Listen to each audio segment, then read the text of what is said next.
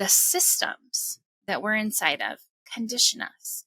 And those systems are made up of other people and their beliefs and what they think is right or wrong, and from their experiences and their traumas, often without them realizing it, based on their personality and the way that their personality's fixation thinks such things should be. Hey friends, welcome back to the Make It Inevitable podcast. I am your host, Stephanie Zamora, and today I want to talk about deconditioning ourselves from who we're told we should be. I have talked a bit about systems throughout this show. Systems like family systems, the education system, societal systems, religious systems, all kinds of different systems that we face when we come into this life. So we are born as who we're here to be. Our undeniable seed of purpose, which is simply how we're wired to operate in life, who we're wired to become, how we're shaped, how our purpose expresses itself. These things shift as life shapes us based on the times that we live in, but we are who we are when we come into this life. We have a certain personality. We have certain energetic wiring that is unique to us, certain skills and talents, and a specific set of interests and passions. All of this evolves over time, most certainly, especially as we live life, as we go through different things, as we live and grow and heal and become more and more of ourselves throughout life. What happens, though, is we come into this life with a seed of who we are, present in our being, undeniably so, and we're immediately born into a set of systems, usually a cultural system and a family system, and sometimes a religious system, which immediately begins to tell us who we need to be to stay safe, to get love and belonging, to have security, and to succeed. And so this starts to develop our winning strategy, our subconscious winning strategy, which we'll link to the episode all about the subconscious winning strategy. Have not identified yours yet. It will make a lot of this work much easier and much more understandable as we speak to it quite a bit. So we come in to life as this little being. And of course, we're just a blob at first. We don't have a lot of personality. We don't really know how our energetics are meant to be used and expressed. We don't know what anything is, so we're not clear on what those interests and skills and talents are. We're born into this family system. And all that is online for us until we're about 5 to 7 is our subconscious mind. So everything that we're told, everything that we're shown, everything that we're disciplined around, we learn what's possible and what's not. We learn who we need to be to stay safe and secure, to get love and belonging, and to succeed within whatever system we're inside of.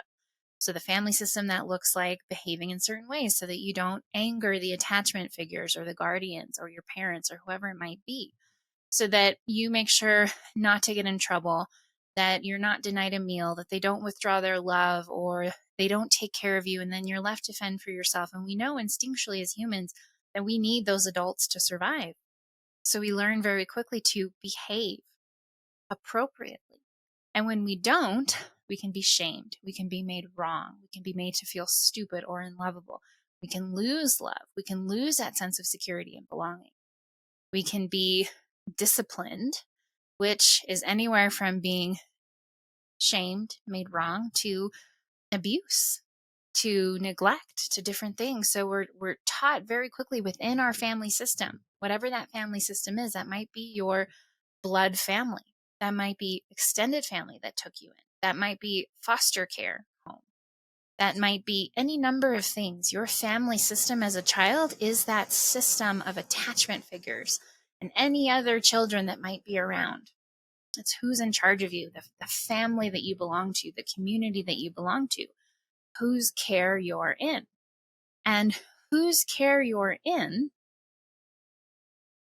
it's made up of humans, other people who have decided, or who were told at some point in their life, that there is an appropriate way to be. There is an appropriate way for children to be, adults to be, genders within that to be, age-appropriate behaviors, age-appropriate interests, age-appropriate knowledge. All of these things have been passed on generationally. So you're in this family system that is immediately without even attempting to consider, what is the personality of this young blob? Who is this little creature meant to become? What are they drawn towards? Oh, it seems like they don't really capture information well when I speak it to them, but when I draw them a picture or I explain in more detail how things work, they really get it. Because that's not the world that we live in.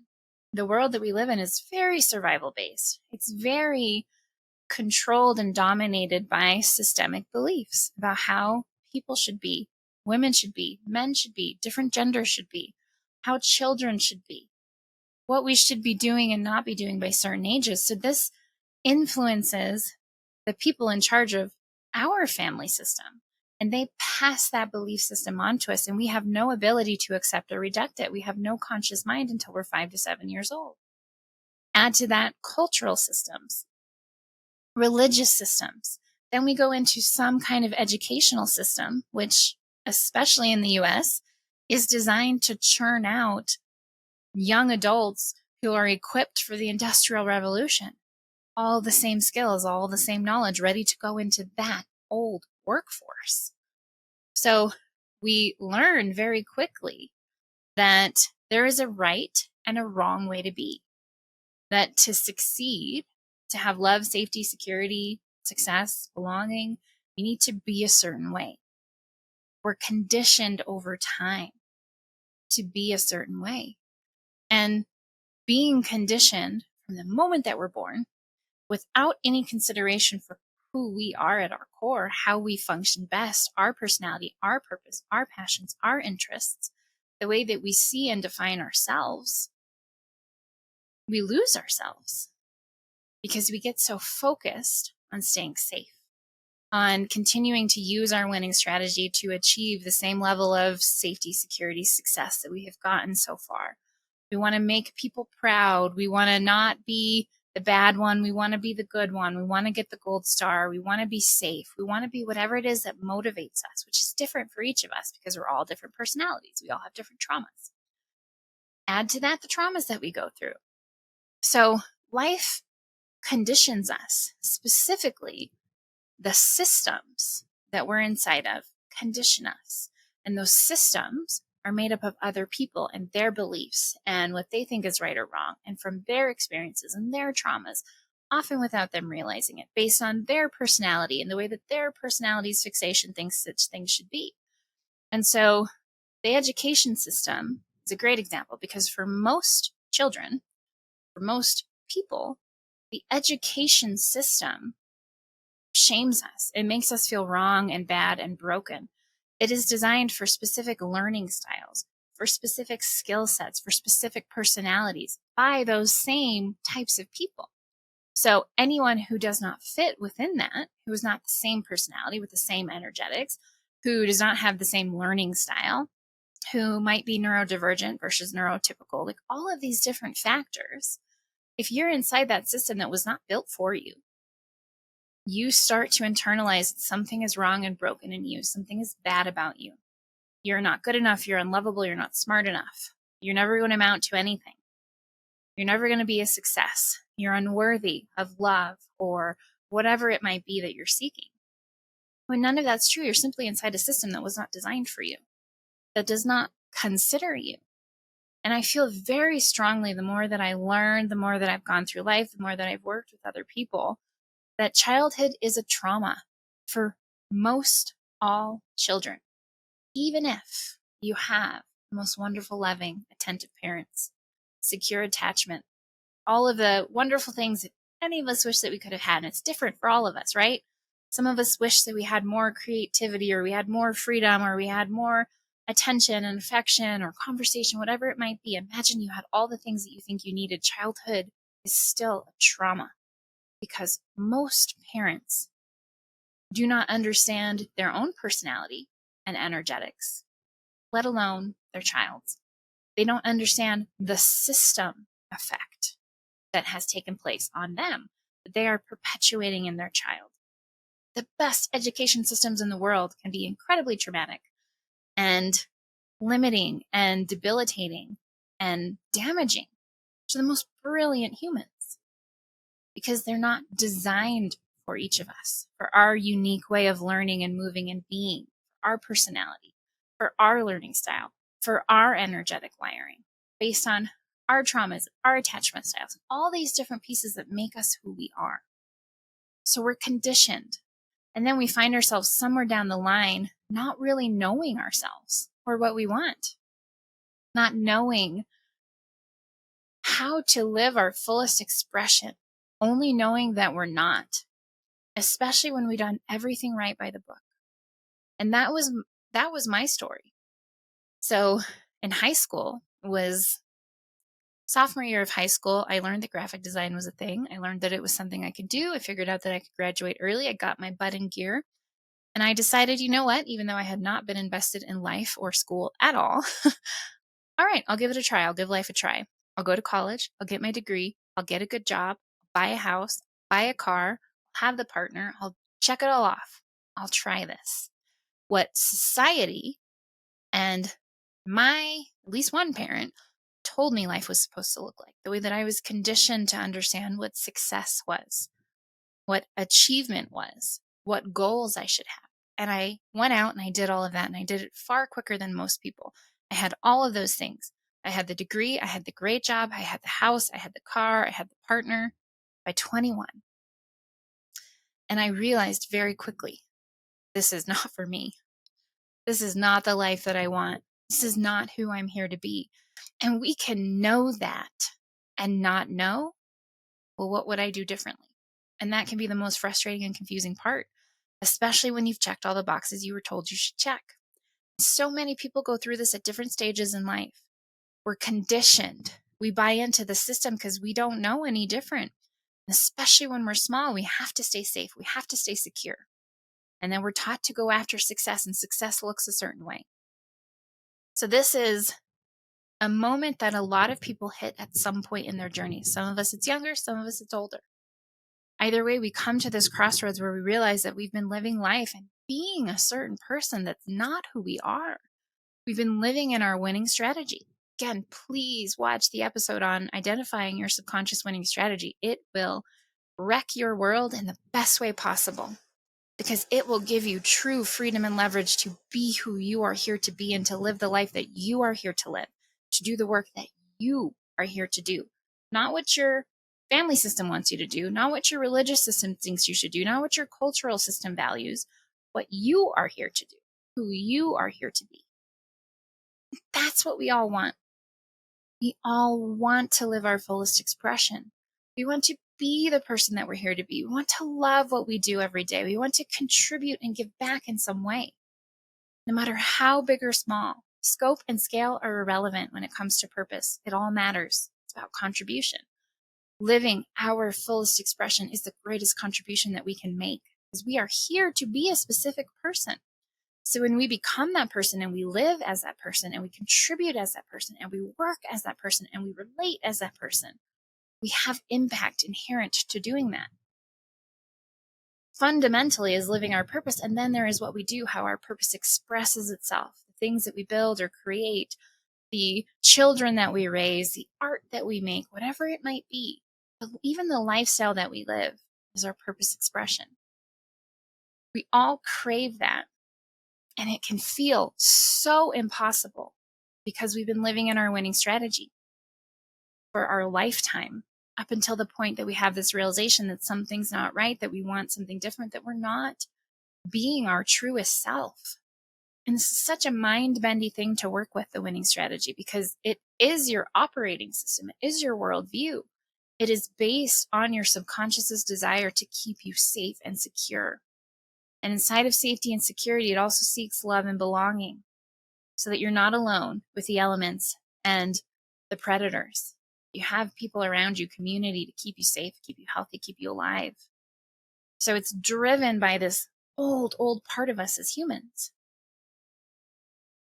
It's hard to poke at that. Your subconscious doesn't want you to. Look at how far you've come. Look at how safe you've stayed. Even if you're miserable and sick and unhappy and depressed and anxious and you hate your life and you're with toxic or abusive people, your subconscious does not want you to change that, because it doesn't know that you can survive that. And all it's known since you were little was what you were told and shown is how to live life, who to be, how to stay safe, secure, and successful, how to get love and belonging. And it is doing its best to keep you in line with what has worked for you. So when we start to poke at this, we hit the terror barrier. We start to spiral, all of our trauma gets triggered, like everything that can go wrong does go wrong. We fixate on things. It's just utter chaos because our subconscious is trying to get us to go back to the known and the familiar. Now, the topic of this episode is deconditioning ourselves. All of that was to show you how we get conditioned. And there were probably certain points throughout that where you were like, yep, that was me. That was my religion. That was my family system. That was my relationship. That was my friend circle. That was my school, whatever it might be. You're like, And there can be a benefit to looking backwards. We do this in journey mapping. We look back for one sole purpose: to gather information and insight and to give ourselves a point of reference. It was very helpful for me when healing my relationship trauma to look back beyond just the relationships that I had been in, go way back to when I was a kid and my relationship with my parents and my family, and what I learned in school, what I learned from social circles and religion, and piece together, oh, that's why I am the way that I am. That's why I've done everything this way. That's why I believed what I believed, even though it's not right for me, even though I don't want it. And we sometimes, not always, you have to discern this for yourself, can gather a lot from looking backwards. And that can help us orient to, okay, I get it. I get why I have been this way, why I have thought that I needed to be and thought that it was keeping me safe, and why I went after these successes versus those, and why I chose these people versus those. That can be really insightful and helpful for us. It's not about beating yourself up. It's not about blaming yourself or others. It's just looking for information that can help us understand the conditioning that's at play. Subconsciously, conscious choices we made from that subconscious programming. What's really important is doing the work to decondition, to look at all the ways that you're showing up out of alignment with your truth, your purpose, where you have masked aspects of your personality or your energetics and how you work, or even maybe you're neurodivergent and you've worked really hard to appear neurotypical because that is what the world celebrates and organizes itself around. Whatever it might be, you've tried to be the best woman, but really you don't identify with that as a gender. There's all these different ways that we buy into the conditioning because our subconscious is trying to keep us safe and secure, and we don't know any better. We have no ability to accept or reject what we're seeing and experiencing and being told when we're young, and it becomes the foundation. We all want to live our fullest expression. In order to do that, we have to decondition from who the world told us we should be, who the systems told us we should be, who our family told us we should be, who our teachers, our friends, our partners. And we have to come back to center in ourselves. Now, I talk a lot about actualize as an option if you need support for this. This is one of our programs. It's incredible. It's all about purpose. It's all about aligning as the first step. And that is the reason that I bring this up today. Alignment is the work of deconditioning. And we're always in alignment with something. The question is, with what? Is it systems, society, who other people want us to be, expectations, what we think we need to be to stay safe and secure? Is it the truth of who we are? I lived my life in alignment with everyone else's expectations for too long. Even after I realized that being a designer, having the agency job, and having the townhouse and the car and the partner that I had was not right for me, it still took a really long time to fully decondition from who I thought I had to be to stay safe, secure, and successful, get love and belonging. I kept ending up in relationships or jobs or social circles that relied on me being in my winning strategy. They worked if I was in my winning strategy, if I was trying to be what everyone else wanted and needed at the expense of myself. And I kept getting trapped in that cycle. It was very hard to untangle and unravel. And this requires looking at our traumas, the traumas that shaped us, that locked us into our certain fixations and core wounding and into our subconscious winning strategy as the thing to keep us safe and secure. So healing through those traumas helps tremendously. It gives us so much more leverage with the deconditioning work. Because if you have trauma around showing up fully expressed, using your voice, being who you are, whatever it may be in relation to you being yourself, trauma around your learning style, your attachment style, your personality type, your energetics, especially if you were in a system that did not support or recognize it and made it wrong. You have to heal those traumas. Because if you try to just be different, and when I say be different, I mean decondition and be yourself, you have trauma that's going to be really very difficult. It's going to feel impossible because you're going to constantly be triggered. If someone comes along who disapproves, especially if they're part of a system and they're still in your life, it might be a professor that's still in your life. It might be a boss that you have. It might be a parent or a sibling or somebody in your life, a friend that can easily poke right at that trauma and trigger you and spiral you back into your subconscious winning strategy, back into the way of being that they believe is acceptable for you. It's really hard to override that. It's really hard to show up differently. Your trauma is going to get triggered. Your core wound stories are going to come up. Your subconscious is going to freak out and you're going to regress. You're going to revert to who you've been this whole time, to heal those traumas. And we have to learn who we are. Something that we do in mentorship with all of our clients, if you do coaching work with us, we look at your subconscious winning strategy. We look at your personality type using the Enneagram. We look at your energetics using human design. We figure out what are your core wound stories.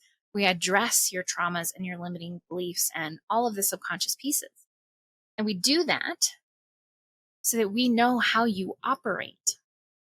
Because once we know how you operate, we can support you in moving through this work in a way that's right for you, at a pace that's right for you. And it's easier then for you, better knowing and acknowledging the truth of who you are, not who anyone else wants you to be, how you are wired, but your purposes, your contribution, your personality, your energetics. When you know that, it's easier to stay in alignment as you do this work. Because it can also be far too easy to decondition from what the family system wanted, only to be reconditioned by, I don't know, a bad community, a bad coach, a bad therapist, a bad education system. Maybe you decide to go back to school because that feels aligned and right for you. And then you end up in the education system and it conditions you in a different way. Alignment is so critical. You have to know who you are in order to stay rooted in that, in order to truly discern what is right and wrong for you. Only you can do that. Only you can say, this works best for me. This is what I want. This is wrong. This is aligned. Nobody else. People can help facilitate that process. That's what mentorship is. We help facilitate that process. We do not do it for you. We do not tell you who to be. We help you uncover who you are, who you've always been at your core. And we give you the tools and the resources to stay aligned as you do this work. Actualize is centered around alignment. So if you need support, there's one-on-one coaching available. We'll put information in the show notes. There's also Actualize. And when you go through Actualize, you start with alignment because you can't live your purpose and your fullest expression if you don't know who you are. We try to jump to that. We try to say, I think it's this. It would be cool if it was that. Everybody loves that. I'll do that. That's how you make money. You're just following a path versus knowing who you are and how you are here to contribute. So we come into alignment. You have to know these parts of yourself. You have to be willing to heal what is blocking you from knowing it, but also living it, being it. It would have been very easy years ago for me to try to live this lifestyle that I've chosen because it's aligned for me. Having a camper, moving towards living off grid, having land, that is aligned for me. Deeply aligned for me in a way that I have been ignoring for years, decades, in favor of safety, security, success, love, and belonging. Many years ago, I had tried to lean into this in any way, and anytime I tried to lean into the things that were right for me, there was someone around me telling me it was stupid or wrong. My reasoning was illogical, irrational. I was escaping. This was that. They explained me to myself. I didn't know any better. So it was very easily undermined. When you know yourself, when you're in alignment with yourself, the truth of who you are and who you are here to be, what is right for you based on how you are wired, you become unwavering. I didn't need anyone to understand this. I needed help, sure, but I didn't need anyone to get it. I didn't need them to agree. I didn't need them to celebrate it. I didn't need it to fit with what they thought my life should look like or what they thought life should look like for a person like me of this age. It was right for me, so I pursued it. And I'm continuing to pursue more of what's right for me, more of what's aligned for me, and to do it in a way that is right for me. Because there are multiple paths to these goals. You may have the same goal to live in a camper, to homestead. Your path towards it probably will not look like mine, probably should not look like mine. Because even if you have the same energetic wiring, the same human design, you might have a different personality type. And even if you have the same personality type, you might have different preferences, different skills, different passions, a different vision, different way that your purpose wants to express itself, a different way of contributing, different preferences of where you would want to be. All of these things. Nobody gets to tell you those are wrong. And conditioning constantly tells us that we are wrong and that we need to be different. We need to be what the systems tell us to be. And our subconscious jumps on board and says, well, we better because we need to stay safe and secure and maintain some sense of love and belonging. So really, get honest with yourself. Do you know who you are, and are you living aligned with that? Are you living your fullest expression? Or are you doing a really great job of living what someone else wanted for you, who you were told to be, who you think you have to be to maintain whatever level of safety, security, success, love, and belonging that you have? Can you get honest about that? It can be really scary because we know we're about to start peeling our life apart.